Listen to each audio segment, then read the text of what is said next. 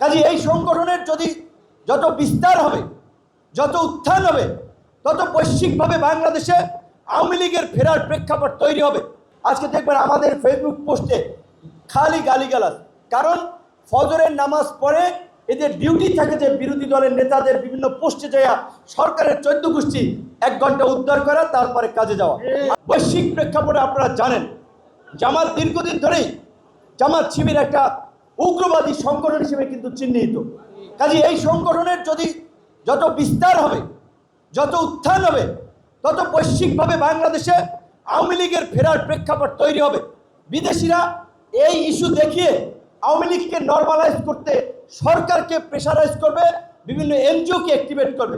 ইতিমধ্যে আপনারা দেখেছেন জাতিসংঘ থেকে জাতিসংঘের একটা চিঠি বাংলাদেশ সরকারকে দিয়েছে, যে মনে করিয়ে দেওয়ার জন্য যে বিএনপি জামাত সরকারের পূর্বের সময়ে এই উগ্রবাদী আল কায়দা কিংবা বিভিন্ন সংগঠনের তৎপরতা বাংলাদেশে চলেছিল, সেটি সরকার আমলে না নেওয়ায় সেই সময়ে একটা অঘটন ঘটেছিল, পরিস্থিতি অন্যদিকে গিয়েছিল। কাজেই বিএনপি সরকারকে তারা অ্যালার্ট করেছে যে এইবার যেন সরকার তার বিরোধী দল এই উগ্রবাদী সংগঠন থেকে শুরু করে সবার বিষয়ে সতর্ক থাকে, না হলে আবার একটা পরিস্থিতি তৈরি হতে পারে। বন্ধুগণ, আজকে যে গত 17 বছরে শেখ হাসিনার ফ্যাসিবাদী শাসন ব্যবস্থা, একদলীয় শাসন ব্যবস্থা, এটি শুধুমাত্র বাংলাদেশের অভ্যন্তরীণ ইস্যু ছিল না, আমাদের প্রতিবেশী রাষ্ট্র সরাসরি তাদেরকে পৃষ্ঠপোষকতা করেছে।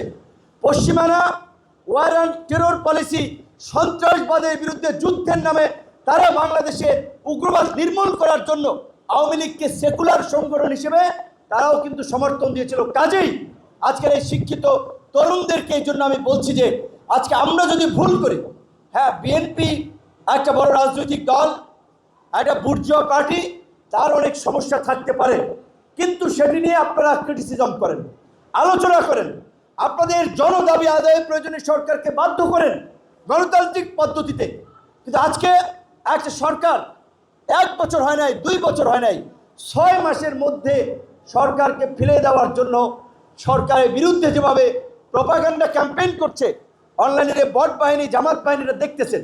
আজকে দেখবেন আমাদের ফেসবুক পোস্টে খালি গালিগালাজ, কারণ ফজরের নামাজ পড়ে এদের ডিউটি থাকে যে বিরোধী দলের নেতাদের বিভিন্ন পোস্টে যাওয়া সরকারের 14 গোষ্ঠী 1 ঘন্টা উদ্ধার করা, তারপরে কাজে যাওয়া, আবার ঘুমাতে যাওয়ার আগে 1 ঘন্টা।